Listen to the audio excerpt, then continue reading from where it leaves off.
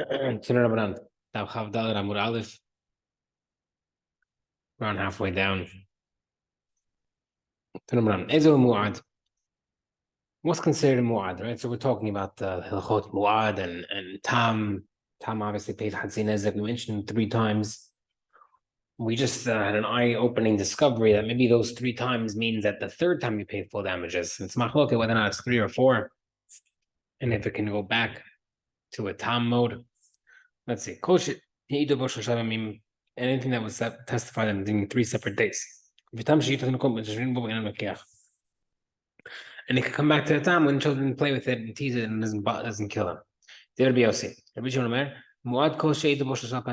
animal that was testified 3 times. And when we say days, it doesn't mean days. Man's only and days only apply, 3 days only apply to come back to the top, to reverting back to the top.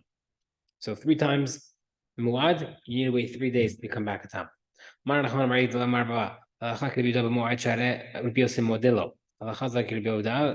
muad, because Rabbi Yossi agrees with him. Because Rabbi Yossi agrees with him. The opposite. See, like the halacha is like Meir because Rabbi Shimon agrees with him.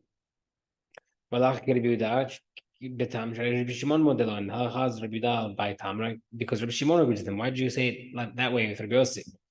And the answer is, I purposely said it like according to Rabbi Yossi because the Rabbi Yossi in Muko Imo, he has his reasons. He knows he's holding. He has his reasoning. His level of understanding is beyond our comprehension, and therefore, if he holds like this, it's good enough for me.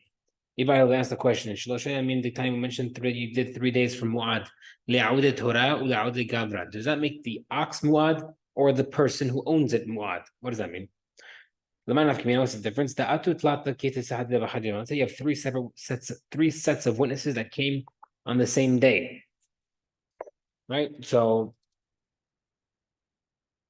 the animal gored 3 days in a row on Sunday, Monday, Tuesday, and the 3 sets of witnesses came on Wednesday. Which means the owner didn't know. They all testified on the same day after the 3 occurrences in the 3 separate days. So he had no time to change the behavior of his animal. If it's not just the ox can become muad, then it's muad because the animal was testified again. But if you're telling me that it's coming to make the guy muad for his animal, then it doesn't count because I only know about it now. How am I supposed to do anything? Right? So if it's on the owner's leadership skills, right, that after his animal damaged once and twice, he should be taking care of his animal better. But if he doesn't know about it, and they all came in the same shot, 1, 2, 3, bang, on the same day, then he could say, listen, I had no opportunity to try to fix my animal. What's the halacha? Tashma. And the short and ox does not become muad until they testify against it in front of the owner and in front of betin. They only testified in front of one, not the other. It does not become muad.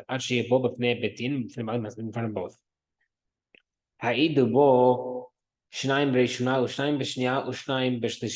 If 2 witnesses testified against him regarding the first, second, and third, right? So 2 guys per sets of per instance. They're considered 3 separate testimonies. However, they're regarding only one. They're considered one testimony for hazama. Hazama, as we know, is edin zomamin. In Hilchot of Edut in Masechet Makor talks about when someone, in general, if 2 people testify, right? Regular case of Edut. If two people testify, Reuven and Shimon testify that Levi owes Yehuda $100, and then he brings 2 witnesses, he doesn't owe $100. They cancel each other out. However, special halacha Torah says, Zomamin means 2 witnesses come and testify on the first 2 witnesses, and they don't just deny it. But they're saying. They say, no, how do you testify that on last Wednesday this happened if you were with us in that day, and therefore you couldn't see it? Torah says you have to do to them what they wanted to do. So if they were trying to kill someone, they get killed. If they were trying to make the other guy chayav money, they have to pay the money instead. So even though it's considered 3 separate witnesses, the 3 sets of witnesses are considered separate ones. However, because they team up to make the guy pay, if any of them get tested, turned into zomamin, they have to pay because they were part of the process of charging the guy money. However, if the first one is you have two other testimonies remaining. They're all patur. Because he's not mu'ad anymore, and also he didn't they weren't the ones that were gonna make him hayav, so therefore they don't pay. Same thing. However, if the third set is all the manazum kulan hayavin, they're all chayav to pay because they all were trying to make the guy pay money. You have to do to them what they wanted to do to him.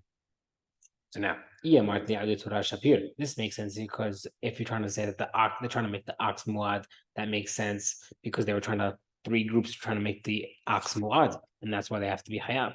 But if it's coming to say that you're telling me that you're trying to make the person a muad, limru hanach kamai, the three separate groups can say, right? How can they can each claim innocence and say, no, 1 second, why should I have to pay just because the other guys also became Zulmin? Maybe I don't know they were coming. I didn't want to charge him money. I was just testifying on this.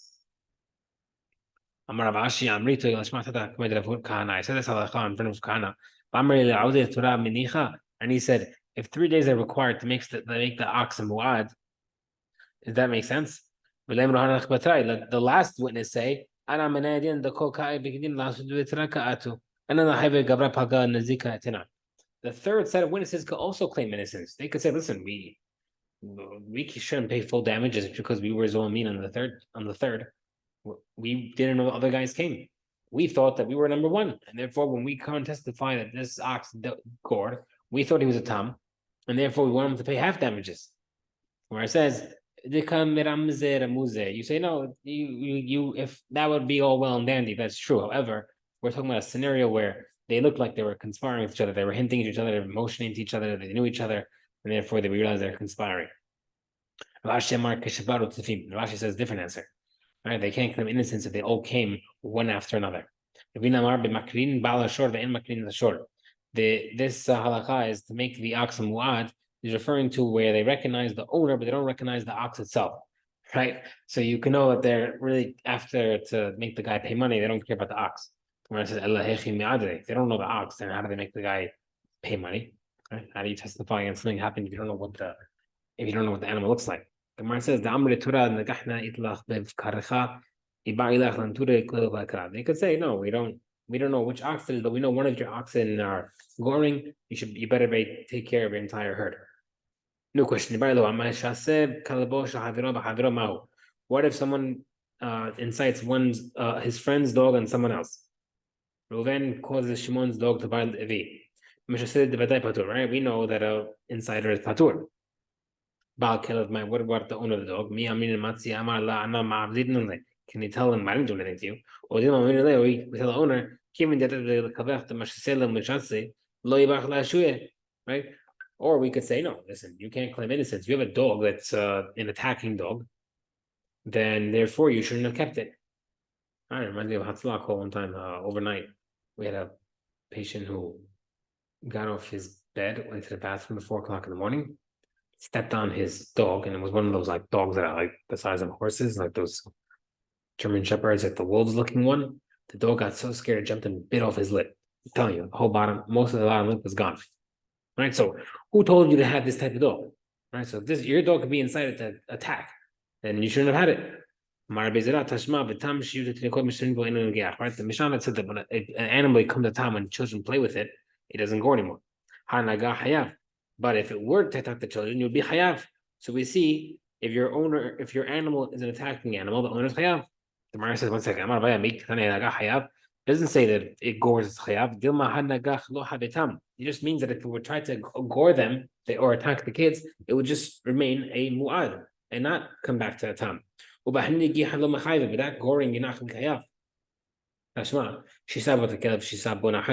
have different Mishnah. If one tried to incite a dog, a cat, or a dog or a snake on someone else, patur. Does mean is referring to just the insider's patur, but the actual owner is chayav. No, both are patur, even the insider. If you want to tell me that when someone forces incites someone else's dog to attack a third person, he's chayav. But if the guy incited the dog himself on himself, the owner is patur. My time of why? Whoever acts irregularly, right, abnormally, and then someone else acts abnormally against him, the second party is patur. We had this previously last week, right? So since the guy did something that was abnormal by trying to get on the dog's nerves, and the dog did something abnormal by actually attacking. I'm ready to Papa Itma Mashmed Resh Lakish Kavatech. It was we have a Mishnah that said the same way towards like Resh Lakish. I'm Resh Lakish. Shte Parot Beshutarabim, Achat Butza, Vachat Medecha, the two cows walking in Shutarabim, one squatting, one walking. Ubatam Alecha Bebusa Patura. And the walking one kicked the squatting one. She's patur, even though it kicked. But if the squatter kicked the walker, he says, no, it's not a good comparison. In that case, I would hold that the walking guy is chayav, because just like you have because the walking owner can tell the squatting owner, what right do you have right to walk by, but you have no right to you have no right to kick me. So even though the animal is doing something abnormal by squatting, it has no right to get kicked, right? So therefore, it's not a good comparison, because in that case, you hold it's actually patur, because you have no reason to kick an animal just because it's squatting. Okay, if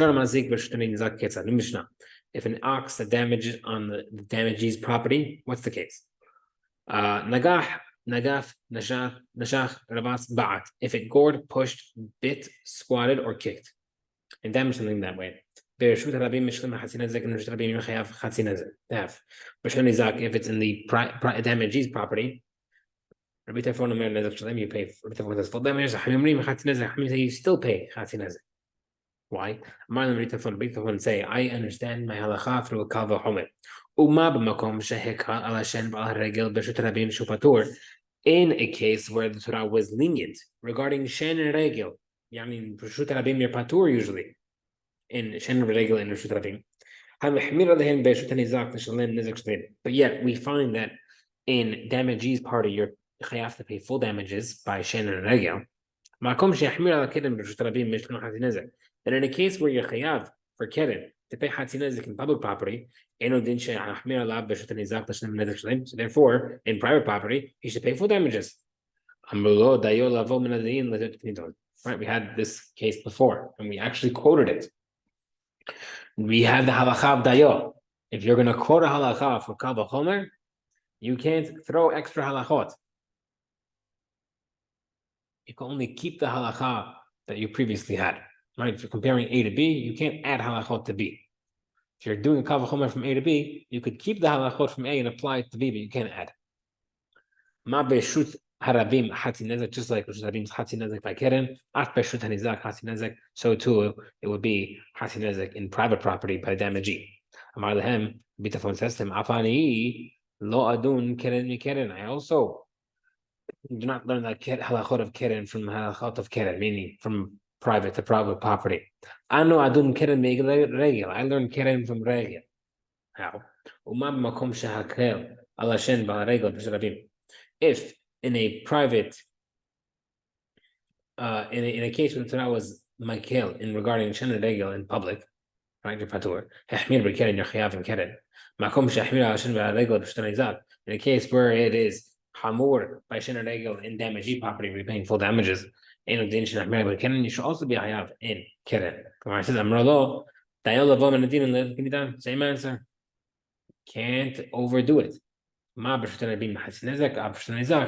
like in public property paying hatzinezek, you also have to do in public property, private property, hatzinezek. You can't add on halachot from the kal v'chomer. Do a few lines in the Gemara, and then we'll stop. Rabbi Tefon not the dayo, but 1 second. Rabbi Tefon seemingly doesn't have the dayo, where you keep the same halachot of the kal v'chomer from where you're learning from. V'had dayo doraita. We see dayo doraita. How? The Tanya, the brother says, "Midin kal v'chomer ketzad." How do we know kal v'chomer? Vayomer Hashem Moshe. When Hashem told Miriam got tzara'at and she had to stay behind 7 days. So Moshe prayed for Hashem to heal her, and so she could leave instead of staying behind for 7 days. Hashem said, no, listen. If her father were to spit at her in her face and embarrass her, she would stay by herself for 7 days. So me, for sure, you should stay behind 7 days. Now the Gemara says, technically, we're doing Kal Chomer. If it was 7 days for her dad, it should be 14 days for God, embarrassing her, quote unquote. Rather, it must be God teaches you. Same way. If her father be 7 days, I'll also keep 7 days. If you're doing a Kal Chomer from A to B, you keep the same common denominator of the halachot. You can't add to it. And we're going to give the answer that we had previously. Right? The only time you don't have dayo is when the Kal Vachomer has a hole in it, right? It's not a perfect comparison. However, when the Kal Vachomer is beautiful, perfect comparison, there is dayo. Right? So we're going to talk about what the how that's different by Hashem and Miriam.